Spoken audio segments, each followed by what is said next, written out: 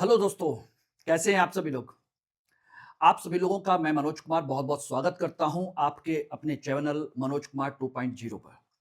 दोस्तों, आज मैं आप लोगों से बात करने जा रहा हूं एक बहुत ही महत्वपूर्ण ऐतिहासिक आंदोलन के बारे में, जिसे हम लोग जानते हैं ताना भगत के नाम से।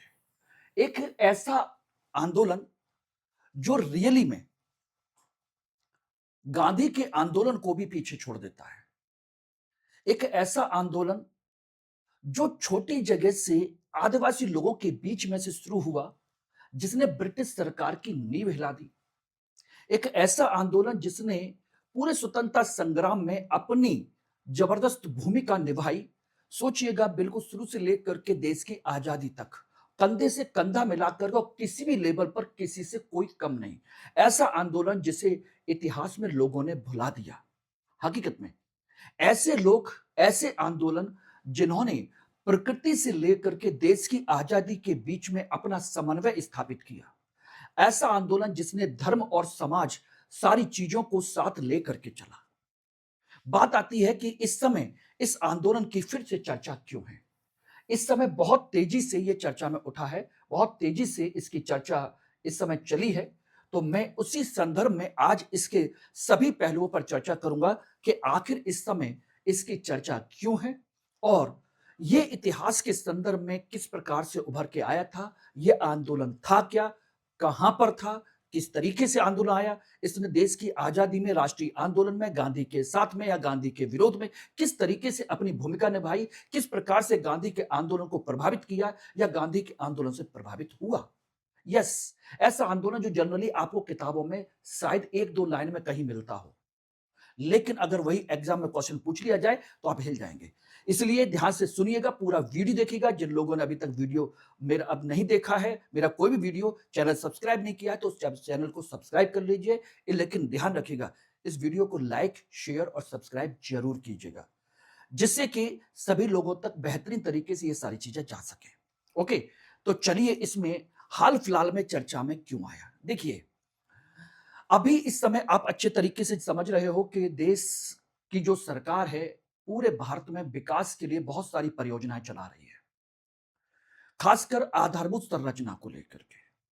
उसी में से एक आधारभूत संरचना है आपकी भारतमाला प्रोजेक्ट के तहत एक नेशनल हाईवे नंबर 43, जो रायपुर से आपके धनबाद तक पूरा, ये पूरा जो इलाका है ये आपका चलता है, रायपुर धनबाद का। ये अब उसके चौड़ीकरण की प्रक्रिया चल रही है। विशेषकर इसमें एक हिस्सा है 32.4 किलोमीटर की रेंज का, गुमला जिले झारखंड में इसका हिस्सा पड़ता है। ठीक है ना? जिसको लेकर के यहां पर एक विवाद खड़ा हुआ। और विवाद करने वाले कौन लोग हैं? वो विवाद करने वाले या विरोध करने वाले लोग हैं ताना भगत समुदाय के लोग, ताना भगत के लोग। उन्होंने इसका विरोध किया है। अब बात आती है कि आखिर क्यों? क्योंकि सरकार का कहना है कि इसकी प्रोजेक्ट की वजह से जो दूरी है वो 16 घंटे से घट करके मात्र 9 घंटे की रह जाएगी, डिस्टेंस जो है। और दूसरा, इन लोगों ने आपके भूमि अधिग्रहण कानून के तहत 85% लोगों ने मुआवजा स्वीकार कर लिया है। इसलिए अब इनके विरोध करने का कोई लॉजिक नहीं बनता है। तो आखिर ये लोग क्यों विरोध कर रहे हैं इस प्रोजेक्ट का? अगर इन लोगों ने 85% लोगों ने मुआवजा ले लिया है, तो फिर विरोध क्यों है? कौन है ये ताना भगत जो इस प्रोजेक्ट का विरोध कर रहे हैं? और जबरदस्त विरोध है। इनका मूल बात जो कहनी है वो ये है कि आदिवासी भूमि अधिकारों का, उनकी सांस्कृतिक पहचान का और उनके संवैधानिक प्रावधान का, समझ लीजिए, उल्लंघन हो रहा है। उनकी उन्हें रक्षा करनी है। इसीलिए उन्होंने इस आंदोलन का नेतृत्व किया है, उस आंदोलन को शुरू किया है सरकार के विरोध में। ठीक है ना? वो सरकार का विरोध नहीं कर रहे, बस इस रोड के चौड़ीकरण का, जो इसे चौड़ा बनाया जाना है, उसका विरोध कर रहे हैं। ध्यान रखिएगा, टोटल अगर ये बात प्रोजेक्ट की हम बात करें तो ये 700 किलोमीटर का लंबा पूरा का पूरा रोड प्रोजेक्ट है। अब यही मुद्दा है कि ये ताना भगत कौन है, विरोध करने के पीछे कारण क्या है, किस तरह की चीजें हैं। अगर इसका आप बैकग्राउंड नहीं जानते तो डेफिनेट सी बात है, आप ये नहीं समझ पाओगे कि आखिर इनकी मान्यताएं क्या हैं और इनके सही मुद्दे को आप नहीं समझ पाओगे। इसलिए इनका बैकग्राउंड, इनकी सारी चीजों को जानना समझना बहुत जरूरी है। और चलिए मैं इसको आप लोगों को डिटेल में डिस्कस करता हूं, लेकिन उससे पहले मैं आपको बता देना चाह रहा हूं कि आप में से जितने भी सभी छात्र हैं, यूपीएससी की प्रिपरेशन कर रहे हैं, चाहते हैं कि यूपीएससी में हिंदी मीडियम में अच्छी रैंक आए, तो इतिहास वैकल्पिक विषय से बढ़िया कोई विषय आपके लिए हो ही नहीं सकता जो आपको आसानी से 300 प्लस नंबर दे सकता है। और मेरी गाइडेंस में अगर आप लेते हैं तो ये कोर्स आपको एम के लाइव कोड के माध्यम से स्टडी IQ IAS ऐप पर जाइए, वेबसाइट पर जाइए, सर्च कीजिए, कोड इस्तेमाल कीजिए, 14,999 रुपए में मिल जाएगा, जिसका नया बैच शुरू होने वाला है 25 जून से। यानी कि समय तो है, अगर आप चाहोगे तो अभी मैं पुराने बैच में आप लोगों को एडमिशन ले सकता हूं। अपनी सीट को सिक्योर कर लीजिए, जिसमें सभी चीजें आपके लिए अवेलेबल रहेंगी। क्लासेस भी होगी, टेस्ट सीरीज भी होगी, नोट्स भी होंगे, हैंड रिटन नोट्स भी होंगे और personal answer writing, personal mentorship भी, सब कुछ इसमें इंक्लूड है। कुछ भी आपको परेशान होने की आवश्यकता नहीं है। और किसी तरह का कोई भी डाउट है तो आप मुझे यहां पर कांटेक्ट कर सकते हैं। मेरे इस टेलीग्राम ग्रुप को स्कैन को करके मेरे से ग्रुप को ज्वाइन कर सकते हैं। और ये वो चीज है जिसके माध्यम से मैं चाहता हूं कि मैं अपना अनुभव आप लोगों के साथ साझा करूं। यूपी पीसीएस में सिलेक्शन लेने के बाद मैं आप लोगों को जॉब छोड़ करके पढ़ा रहा हूं। किस लिए? कि मैं आपको चाहता हूं कि मैंने जो गेन किया वो आप लोगों को साथ में शेयर करूं और आप सफल हों। और यूपीएससी के 3 बार इंटरव्यू दिया, 4 बार मेंस लिखा। इतना अनुभव, 17 साल से ज्यादा के मुझे टीचिंग अनुभव होने के बाद मेरा उद्देश्य सिर्फ एक ही है कि आप लोगों का सिलेक्शन। Yes my dear. तो जल्दी से आप इसको ज्वाइन कर सकते हैं, मेरे साथ जुड़ सकते हैं। ओके, तो चलिए अब हम इसकी बात करते हैं कि आखिर इसके पीछे रीजन क्या है, क्या नहीं है। देखिए, एक अधिनियम है आपका जिसे हम कहते हैं राष्ट्रीय राजमार्ग अधिनियम 1956।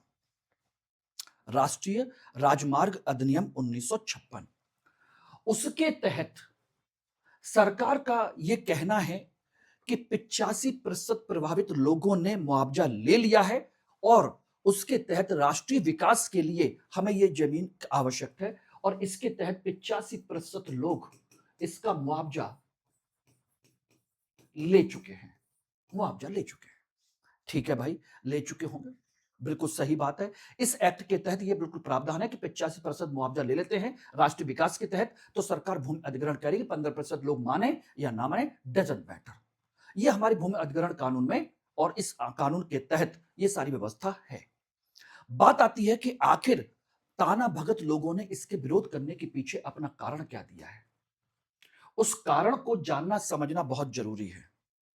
देखिए, सबसे पहली चीज तो यह है कि उनकी जो आपत्तियां हैं, उन्होंने कहा कि यह जो क्षेत्र है वो 5वीं अनुसूची और सीएनटी एक्ट 1908 का उल्लंघन है। 5वीं अनुसूची के अंतर्गत यह क्षेत्र आता है, यानी कि कहा जाए कि जनजातीय क्षेत्रों के लिए विशेष प्रावधान जो किए गए हैं 5वीं अनुसूची में, उनके तहत आता है, उसका उल्लंघन है। ठीक है ना, ध्यान रखना। और सीएनटी छोटा नागपुर टेनेसी एक्ट 1908 का उल्लंघन है, जिसमें किसानों और वहां के आदिवासियों की सुरक्षा का प्रावधान किया गया था। दूसरा, पेसा एक्ट, ध्यान रखना, ये सारी डेट याद रखिएगा, और उनके एक्ट के प्रोविजंस की भी, के तहत ग्राम सभा की सहमति नहीं ली गई। इन्होंने कहा है कि पेसा एक्ट के तहत 1996 के तहत ग्राम सभा की अनुमति की आवश्यकता होती है जब आप कोई भी जमीन अधिग्रहण करते हैं, तो वो इसमें नहीं ली गई। ठीक है ना, ध्यान रखिएगा। और यह कोई आर्थिक नहीं बल्कि आदिवासी पहचान और धार्मिक सांस्कृतिक अस्तित्व की लड़ाई है। यानी कि यह लड़ाई हमारे मुआवजे को, पैसे को लेकर के नहीं है, बल्कि हमारी आदिवासियों की पहचान, उनकी धार्मिक सांस्कृतिक अस्तित्व की लड़ाई है। कैसे? देखिएगा, ये लोग सरना स्थल, सरना यानी कि प्रकृति पूजा का जो पवित्र क्षेत्र होता है, उसको बहुत ज्यादा मानते हैं। और इसके मानने से इनका मानना है कि जो उनकी जो भूमि है, पवित्र भूमि है, सरना यानी कि जहां पर साल वृक्ष के क्षेत्र होते हैं, वहां पर इनकी भूमि चली जाएगी, वो पवित्र क्षेत्र भी नष्ट हो जाएगा। और कृषि भूमि में दूसरी, पहान भूमि, जो ग्राम पुजारी की पवित्र भूमि होती है, वो भी इनके साथ चली जाएगी। ठीक है ना, पहान भूमि, पुजारी की पवित्र भूमि मानी जाती, जो इनकी एक धार्मिक परंपरा है, धार्मिक आस्था है, ठीक है ना। और तीसरा पुश्तैनी वन, सामुदायिक वन संसाधन, जो सदियों से उनके अपने भवन वन क्षेत्र बने हुए हैं, उनका भी उल्लंघन हो जाएगा। तो इस तरीके से ये सारी चीजें होंगी। कुल मिलाकर के इनके पुश्तैनी वन, इनकी धार्मिक परंपराएं, इनकी कहा जाए कि वन संसाधन, इन सभी का विनाश होगा, और इस वजह से वो इसका विरोध कर रहे हैं कुल मिलाकर के। ओके, तो ये कारण समझ में आ गया विरोध क्यों कर रहे हैं। बात आती है कि आखिर ये है कौन, ताना भगत कौन है, किस तरीके से हैं। ध्यान रखना, ताना भगत कोई भी एक व्यक्ति नहीं है, ताना भगत एक समुदाय है। यस, एक समुदाय है, एक आदिवासी सामाजिक धार्मिक राजनीतिक आंदोलन है। ध्यान रखना, क्या है, एक आदिवासी सामाजिक धार्मिक राजनीतिक आंदोलन है। ये आंदोलन, ये रहा, उस पूरे के पूरे आंदोलन उस समुदाय का नाम है, उसके अनुयायियों का एक समूह है। और ये कहां रहता है, ये ताना भगत समुदाय जो है बेसिकली झारखंड में निवास करता है, झारखंड में, और झारखंड में छोटा नागपुर के क्षेत्र में, छोटा नागपुर के क्षेत्र में ये निवास करता है। जनजाति विशिष्ट धार्मिक सामाजिक समूह है, ठीक है ना, ये खास बात है। और इसका जो मूल क्षेत्र है, जहां से इसकी शुरुआत हुई, वो कहां पर है, ध्यान रखिएगा। जो मूल क्षेत्र है जो छाटा झारखंड के क्षेत्र में, वो है उरांव गांव, उरांव गांव, जहां पर एक जतरा भगत नाम के एक व्यक्ति हुआ करते थे। उन्होंने इस आंदोलन की नींव रखी थी, उन्होंने इसकी शुरुआत की थी जतरा भगत ने। ध्यान रखिएगा। ओके एवरीवन, क्लियर है। तो ये एक कंसेप्ट था। अब ये है क्या, ये क्या करते हैं, सफेद वस्त्र पहनते हैं, टोपी पहनते हैं, शुद्धता और अहिंसा का प्रतीक है सफेद वस्त्र पहनना। एक दूसरा, ये सरना धर्म प्रकृति वन साल वृक्ष और धमेश ईश्वर की पूजा करते हैं, यानी कि सूर्य देवता के तौर पर, यानी कि धमेश ईश्वर यानी कि सूर्य, साल वृक्ष और पवित्र क्षेत्र प्रकृति की पूजा करते हैं, उसमें ये विश्वास करते हैं। इसीलिए ध्यान रखिएगा, इनकी जो जीवन शैली है बहुत ही सात्विक है, यानी कि ये कोई मांसाहार मदिरा ऐसा कोई इस्तेमाल नहीं करते, पूर्ण सादा जीवन जीना पसंद करते हैं, और सामूहिक खेती की परंपरा का पालन करते हैं। और ये आगे जाकर के गांधी टोपी और तिरंगा राष्ट्रीय एकता, देशभक्ति और गांधीवाद का प्रतीक है। गांधी के अहिंसावादी सिद्धांत को ये लोग मानते हैं। आगे जाकर के इन्होंने उस सिद्धांत को अपने साथ जोड़ लिया था, इसलिए गांधीवादी टोपी भी पहनते हैं। ध्यान रखना, अहिंसा का इस्तेमाल करते हैं और तिरंगे का प्रयोग करते हैं, देश की आजादी, देश की प्रतीक, देश की राष्ट्रीय एकता के दृष्टिकोण से। तो ये इनकी एक पहचान है कुल मिलाकर के। ओके, ध्यान रखिएगा। अब बात आती है कि जतरा भगत कौन थे। जतरा भगत बेसिकली 1888 में चिंगरी नबदा टोली गुमला क्षेत्र में इनका जन्म हुआ था, 1888 में, जो वर्तमान में है ये। और इनकी मृत्यु हुई थी 1916 में, मात्र 28 साल की उम्र में। ये उरांव जनजाति से बिलोंग करते हैं। ध्यान रखना, उरांव गांव कह लीजिए या उनकी जनजाति का एक पूरा का पूरा गांव है, ये जनजाति निवास करती है, वही है ये उरांव जनजाति, ये ध्यान रखना। और इनका जो दर्शन है वो है धमेश, सर्वोच्च ईश्वर, यानी कि एक तरीके से माना जाए तो सूर्य का। और का आदेश है कि समाज को शुद्ध और स्वतंत्र बनाना। एक बार जंगल से ये गुजर रहे थे तो इन्होंने बताया कि रास्ते में मुझे वहां पर धमेश ईश्वर का सामना हुआ। उन्होंने मुझे सामने प्रकट हुए और मुझे आदेश दिया कि तुम जाओ और ये इस तरह का सात्विक जीवन जियो और इन विचारों का प्रचार प्रसार करो और इस तरह की प्रकृति पूजा को बढ़ावा दो। जितनी भी आपके गलत काम है उनको रोको और देश की स्वतंत्रता, अपनी स्वतंत्रता और समाज की एकता के लिए काम करिए। और उसके बाद उन्होंने बहुत अच्छे तरीके से इनके विचारों को फैलाया, प्रचार प्रसार किया, सारी चीजें की कुल मिलाकर के, ठीक है ना। और ब्रिटिश सरकार ने उन्हें राजद्रोही मानकर गिरफ्तार किया, यातनाएं दी और उनकी असाधारण नेतृत्व क्षमता से उरांव समाज को एकजुट किया। अब ऐसा आखिर क्यों? देखिए, ऐसा इसलिए कि जब इन्होंने ये सारी चीजें की, तो अंग्रेजों ने इस क्षेत्र में, आप अच्छे तरीके से जानते हैं, क्षेत्रों पर कब्जा किया, रेलवे लाइन बिछाई, सड़कें बनाई, उनको आदिवासियों को बंदी बनाया, आदिवासियों जबरदस्ती काम कराया, बंधुआ मजदूरी करवाते थे, उन्हें कोई पैसा नहीं देते थे, उनका शारीरिक मानसिक शोषण करते थे हर तरीके से, और कोई भी उनके लिए नहीं करता था। तो ऐसी कंडीशन में इस व्यक्ति ने, जतरा भगत ने, ईश्वर के आशीर्वाद से सब लोगों को मोटिवेट किया। बोला किसी के लिए बंधुआ मजदूरी नहीं करनी है, अननेसेसरी गलत टैक्स नहीं देना है, हमारी जो परंपरा है उनका पालन करना है, किसी तरह की गलत चीजों का इस्तेमाल नहीं करना है, गलत नीतियों का विरोध करना है, और स्वराज जैसी अवधारणा को अपनाना है कि हम अपना शासन व्यवस्था अपनी खुद चलाएंगे। ये समझ लेना। और ये जो कंसेप्ट है, यही है उनकी अवधारणा। पूरा सामाजिक, धार्मिक, राजनीतिक तीनों चीजों से इन्होंने कनेक्ट किया। जब इस वजह से सोचना, तो लोगों ने जब अंग्रेजों के, जमाईदारों के या अन्य लोगों के जो उन पर निर्भर हैं, उनके यहाँ काम करना बंद कर दिया, बंधुआ मजदूरी बंद कर दी, उनको लगान देने का कम करने की कोशिश की, आंदोलन करने की कोशिश की, तो उनका लीडर कौन था? जतरा भगत। इसलिए इनको गिरफ्तार किया गया और गिरफ्तार करके जेल में डाला गया। तो लोगों ने उस समय, सब लोगों ने माफी मांगी कि नहीं करेंगे, ऐसा करेंगे, छोड़ दिया गया।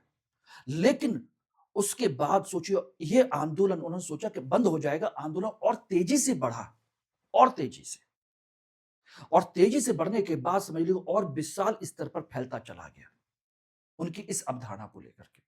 और बिल्कुल अहिंसक, किसी प्रकार का कोई शस्त्र नहीं, कोई कुछ नहीं, कि बस हमें इनका काम नहीं करना। अब बताइए, गांधी का आंदोलन क्या था? 1905 का जो आंदोलन था, एक तरीके से स्वदेशी और बहिष्कार का, वो अवधारणा क्या थी? और गांधी का आंदोलन की अवधारणा, असहयोग आंदोलन की क्या थी? सबने अवज्ञा आंदोलन की क्या थी? यही अवधारणा थी। तो गांधी के असहयोग आंदोलन से बहुत पहले उन्होंने अहिंसक, स्वराजवादी, समझ लेना, और स्वदेशी की परंपरा को अपना करके आंदोलन चलाने की कोशिश की। और जब इसका इतने बड़े स्तर पर फैला हुआ, तो सरकार ने इनको गिरफ्तार करके जेल में डाला और वहां पर यातनाएं दी और उनकी मृत्यु हो गई। लेकिन इनकी मृत्यु के बाद यह परंपरा और ज्यादा फैली। यह है कंसेप्ट। तो अब 1914 में यह आंदोलन शुरू हुआ बड़े स्तर पर। क्यों हुआ था? देखिए, 1914 में इस आंदोलन के बड़े स्तर पर फैलने का एक बहुत बड़ा कारण था कि बेतहाशा लगान की वसूली, ब्रिटिश औपनिवेशिक कर प्रणाली और उनका कर्ज, कि भैया इनकी जमीनों पर कब्जा करके इनसे जबरदस्ती टैक्स लिया जाता था, और ये बेचारे क्या करते थे? दूसरों से उधार लेकर के पैसा चुकाते थे, जमींदार इनका शोषण करते थे। भूमि शोषण, जमींदारों और साहूकारों द्वारा भूमि छीनना। सोचिए, छोटा नागपुर टेनेसी एक्ट 1908 से पहले इनके पास कोई अधिकार नहीं था, सारे के सारे जमींदार इनका शोषण किया करते थे। सामाजिक शोषण, जमींदार द्वारा इनको बेगारी करवाई जाती थी बिना मतलब के। सांस्कृतिक विघटन, इस क्षेत्र में ईसाई मिशनरियों का प्रभाव बढ़ा, तो इनके धर्म की परंपरा को उनको नष्ट करने की कोशिश की, इनके धर्म पर उन्होंने हस्तक्षेप किया, जिसको उन्होंने अपने खिलाफ समझा। इनको शराब की लत लगाई, पशु बलि जैसी कुप्रथाओं को इनको लगाया। उसकी वजह से ये बड़े परेशान थे। ठीक है ना, ध्यान रखना। तो ये एक कंसेप्ट था।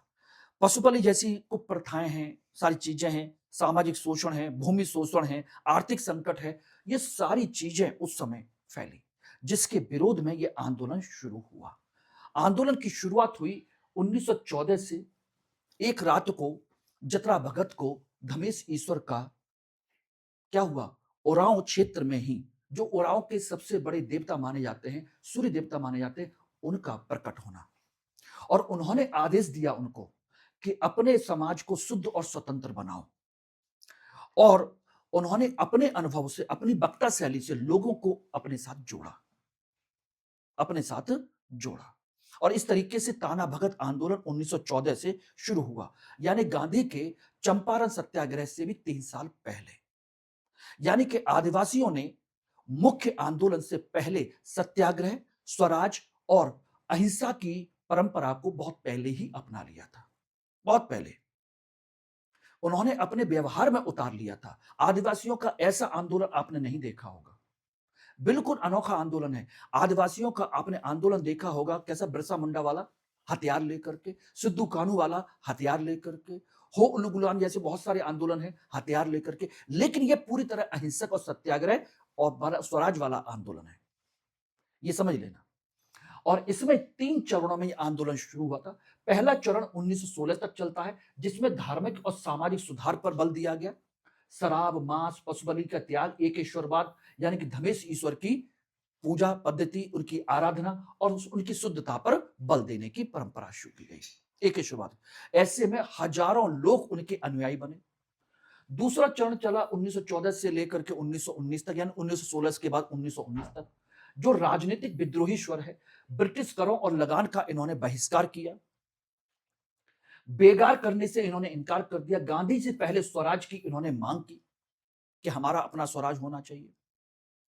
और तीसरा चरण है 1920 के बाद राष्ट्रवादी आंदोलन। 1920 में असहयोग आंदोलन में इन्होंने अपने आंदोलन का विलय कर लिया।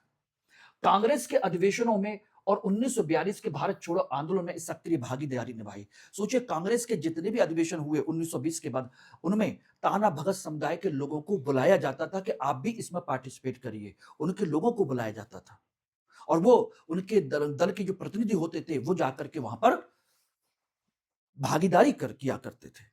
तो इस तरीके से ये आंदोलन आपका चला था। और 42 के समय में बहुत सारे लोगों ने गिरफ्तारियां दी थी इनको, बहुत सारे लोगों ने। और इस तरह से देखा जाए तो आंदोलन, ताना भगत आंदोलन जो धार्मिक सामाजिक परंपरा से शुरू हुआ, राजनीतिक स्तर पर देश की राष्ट्रीय आंदोलन में, राष्ट्रीय एकता में एक बहुत बड़ी भूमिका निभाई उन्होंने। ये ध्यान रखिएगा, बहुत बड़ी भूमिका। यानी कि एक तरीके से देखा जाए तो उन्होंने स्थानीय आदिवासियों की जल जंगल जमीन बेगार का विरोध करके अपनी परंपरा को शुरू किया। और राष्ट्रीय आंदोलन, स्वराज, असहयोग और भारत छोड़ो के बीच में इन्होंने एक पुल बनाने की कोशिश की। यानी कि एक तरीके से आपका आदिवासी सत्याग्रह शुरू हो गया। अहिंसक प्रतिरोध किसके लिए? इन सारी चीजों के लिए, सामाजिक धार्मिक बुराइयों के लिए। राष्ट्रीय आंदोलन से उन्होंने अपने आप को जोड़ा, जल जंगल जमीन के लिए और उस क्षेत्र में अपने स्वराज के विस्तार के लिए। कांग्रेस और राजनीतिक एकता को स्थापित करने की कोशिश की और कांग्रेस के साथ एक हो गए, राष्ट्रीय आंदोलन में भागीदारी की इन्होंने। यानी कि भविष्य में आदिवासी आंदोलन को एक सही दिशा देने की इन्होंने कोशिश की। और 42 के आंदोलन में ताना भगत समुदाय के लोगों ने बड़ी मात्रा में गिरफ्तारियां दी। कुल मिलाकर के आप देख सकते हो ये सारी चीजें, कुल मिलाकर के। अब इसी संदर्भ में देखा जाए तो ताना भगत आंदोलन, बिरसा मुंडा चंपारण सत्याग्रह। देखिए, ये बिरसा मुंडा का जो सत्याग्रह है, आंदोलन है, सशस्त्र विद्रोह है। और गांधी जी का आंदोलन है चंपारण, वो कृषि है। इनका अहिंसक है, कर की अस्वीकारता है। ये सशस्त्र संघर्ष करते हैं, छोटा नागपुर का क्षेत्र है इनका भी। इनका कोई और संबंध नहीं है गांधी जी के साथ में, कोई संबंध नहीं, ठीक है ना, क्योंकि ये उनसे पहले का है। लेकिन गांधी जी का, गांधी के नेतृत्व में हुआ चंपारण क्षेत्र में वो अहिंसक सत्याग्रह है और ये भी अहिंसक है। लेकिन इसमें कर देने की बात है, ये कर को अस्वीकार करते हैं। तो सोचिएगा, इस तरीके से गांधी के आंदोलन से पहले इन्होंने कई सारी चीजों को समेटा और आदिवासियों को से बिल्कुल अलग परंपरा इन्होंने अपनाई थी, बिल्कुल अलग। सामाजिक धार्मिक आदिवासी सुधार, सामाजिक बुराइयों को इन्होंने खत्म करके धार्मिक एकता, धार्मिक जागरूकता बढ़ाने की कोशिश की। महिला सम्मान, समाज में महिलाओं को गरिमापूर्ण भागीदारी सुनिश्चित की। दिक्कू बाहरी लोगों का विरोध किया, बाहरी वर्चस्व का इन्होंने प्रतिरोध किया। और जंगल जमीन के लिए धरती आबा के सिद्धांत को, भूमि वन अधिकारों की रक्षा करने की इन्होंने बात कही। ये सारी चीजें थी कुल मिलाकर के। और वर्तमान समय में जो समस्या है वो इसी चीज को लेकर के है, क्योंकि ये लोग क्या करते हैं, सरना धर्म और जनजातीय जो अधिकार हैं उनके लिए अपनी मांग कर रहे हैं कि हमारी प्रकृति की जो पूजा है, प्राकृतिक परंपरा है, हमारे पुजारियों की जो भूमि है, उसको लेकर के हमें उनकी रक्षा करनी है, अपने प्राकृतिक संसाधनों की रक्षा करनी है, ठीक है ना। और उनके संसाधनों के लिए सोचिए 3 लेयर की एक तरीके से एक प्रोटेक्शन लेयर बनी हुई थी, 3 लेवल पर प्रोटेक्शन लेयर। देखिए, एक तो थी 5वीं अनुसूची की सुरक्षा। अनुच्छेद 244 में आदिवासी भूमि को विशेष सुरक्षा दी गई थी 5वीं अनुसूची के तहत। फिर दूसरा दिया गया, दूसरा प्रोटेक्शन है पेशा अधिनियम, जिसमें ग्राम सभा की अनुमति आवश्यक है। तीसरा है छोटा नागपुर क्षेत्र और फॉरेस्ट राइट एक्ट, भूमि हस्तांतरण पर रोक और पुश्तैनी वन अधिकार का अधिकार दिया गया। ये सारी चीजें, और ये जो 5वीं अनुसूची को उन्होंने, सोचिएगा, इसके माध्यम से उसमें जो चेंज किया वो सारी चीजें हैं। और राष्ट्रीय राजमार्ग अधिनियम, सरकार का तर्क है कि अधिग्रहण वैध है। उन्होंने ऊपर वाली इसी लेयर को तोड़ने की पहली कोशिश की है, इसी पर उन्होंने अटैक करने की कोशिश की है कुल मिलाकर के। और ये अपनी उसी परंपरा, जो इतने सालों से, सैकड़ों सालों की परंपरा को लेकर के चल रहे हैं, उसको सुरक्षित करना चाहते हैं। अब कहोगे सर 85% लोगों ने पैसा ले लिया है। ठीक है, ले लिया होगा, लेकिन जो कानून के तहत परंपरा है उसका पालन तो नहीं हुआ ना। भूमि अधिग्रहण के लिए ग्राम सभाओं की अनुमति, इन कानून के अनुसार उनकी सुरक्षा, उनके अधिकारों की रक्षा, तो आपने कैसे किया इसको, किस तरीके से किया? बात यहां पर आएगी कि विकास बनाम पर्यावरण, विकास बनाम संस्कृति, विकास बनाम सामाजिक धार्मिक परंपराएं, इनके बीच में हमको संतुलन बनाने की आवश्यकता है। और यह संतुलन मिल बैठ करके ही सॉल्व किया जा सकता है, अदरवाइज जबरदस्ती नहीं किया जा सकता। विकास के लिए हम पुरानी परंपराएं, पुरानी चीजों को हम नहीं तोड़ सकते, ना छोड़ सकते, क्योंकि वो केवल धार्मिक मान्यताएं या आर्थिक मान्यताएं नहीं है, बल्कि वो हमारे विकास की, हमारे जीवन की एक शैली है, जीवन की एक परंपरा है, जीवन का एक अंग है। और प्रकृति का विनाश हो करने के बाद में हम अच्छे तरीके से देखते हैं कि हमारे जलवायु परिवर्तन पे क्या असर पड़ रहा है, किस तरह की चीजें पड़ रही हैं। और 21वीं सदी में इसकी प्रासंगिकता, विकास बनाम विस्थापन, किसके लिए विकास कर रहे हो? यदि विकास से वही लोग विस्थापित हो जाएं, तो फिर कल्याण का दावा किस लिए? हटाइए, किसका विकास कर रहे हो? दूसरा, एफपीआईसी का उल्लंघन, free prior and inform consent, स्वतंत्र पूर्व और सूचित सहमति को मात्र औपचारिकता बना दिया गया। तीसरा, सांस्कृतिक पहचान, 2011 से लंबित है सरना धर्म कोड, जिसे झारखंड के मुख्यमंत्री ने भी प्रधानमंत्री से, केंद्र सरकार से मांग की है कि सरना धर्म कोड की अलग से मांग की जाए और जनगणना में उसका उल्लेख अलग से किया जाए। तो उसके पर्यावरणीय न्याय की आधुनिक प्रासंगिकता को दर्शाता है। यह है मुख्य कंसेप्ट। तो अब आप समझ सकते हैं ये सारी चीजें क्या हैं। ये आपके मेंस के क्वेश्चंस हैं, जिनको आप लोग देख सकते हैं। ये प्री के क्वेश्चंस हैं, उनको भी आप देख सकते हैं क्या है। और बाकी किसी तरह का कोई भी डाउट हो, कोई भी चीज हो, तो मुझे टेलीग्राम पर फॉलो जरूर कर लीजिएगा, मनोज कुमार हिस्ट्री पर, और बताइएगा कि ये आज का टॉपिक आप लोगों को कैसा लगा। इतिहास बनाम वर्तमान के बीच में एक संतुलन की अवधारणा। Thank you very much.